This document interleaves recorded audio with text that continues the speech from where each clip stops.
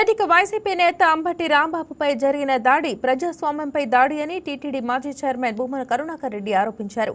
పోలీసుల సమక్షంలో ఇంత బరితెగించి దాడులు చేయటమేంటి అని ప్రశ్నించారు.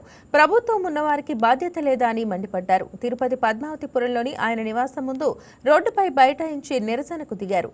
అంబటి రాంబాబుపై దాడి అత్యంత హేయమైన, నీచమైన చర్యగా భూమన తెలిపారు.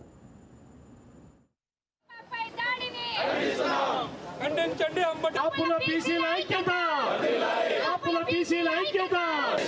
అంబటి రాంబాబుపై దాడిని ఖండిస్తున్నాం. అంబటి రాంబాబుపై హత్యా ప్రయత్నం ఖండిస్తున్నాం. అంబటి రాంబాబుపై దాడిని ఖండిస్తున్నాం. రాంబాబుపై We want justice. We want justice. We want justice. We want హత్యా ప్రయత్నం ఖండిస్తున్నాం. అంబటి రాంబాబుపై హత్యా ప్రయత్నం ఖండిస్తున్నాం.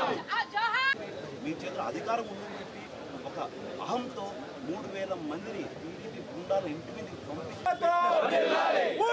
వాళ్ళు విసిరే సీమలో క్షేమం అవిభాజ్యం అంటే జైళ్లు నోళ్లు తెరిచే లోకంలో ఆంధ్రప్రదేశ్ రాష్ట్రమంతా ఈ రోజున సత్యం వైపున నిలిచే వాళ్లను, ప్రభుత్వ దమన నీతిని వ్యతిరేకించే వాళ్లను, ప్రభుత్వ కుట్ర పన్నాగాలని ధీటుగా ఎదుర్కొని పోరాడే వాళ్ళకంతా కూడా ఈ రోజున చంద్రబాబు గారు జైళ్లను ఆశ్రయంగా ఇస్తున్నారు.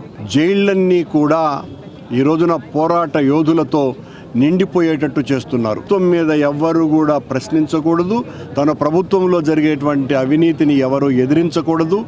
ఈ రకంగా సాగుతున్నటువంటి ఆ పాలనను వ్యతిరేకిస్తూ గత 2 ఏళ్లుగా అంబటి రాంబాబు గారు చేస్తున్న వీరోచితమైనటువంటి పోరాటాలు ఏదైతే ఉందో, ఎప్పుడూ ఎవరికి వెరవక, బెదరక, లొంగక ఆయన చేసేటువంటి ఉద్యమాలను చూసి భయపడ్డటువంటి చంద్రబాబు గారి ప్రభుత్వం నిన్న సాకు దొరికిందని 3000 మంది గూండాలతో ఆయన గారి ఇంటి మీద దాడి చేసి ఇల్లంతా కూడా ధ్వంసం చేసి అక్కడ ఉన్నటువంటి ఆయన కార్లన్నింటినీ కూడా కాల్చివేసి చివరకు రాంబాబునే హత్య చేయాలా అన్నటువంటి ఆలోచనతో ఆయన మీద హత్యా ప్రయత్నం చేస్తే అక్కడ ఉన్నటువంటి వైఎస్ఆర్ కాంగ్రెస్ పార్టీ కార్యకర్తలు రాంబాబు గారు అనుచరుల యొక్క రక్షణతో బయటపడటం జరిగింది. ప్రభుత్వం అంతటితో ఊరుకోకుండా రాంబాబు గారి మీద అనేక క్రిమినల్ కేసులు బనాయించి ఈ రోజున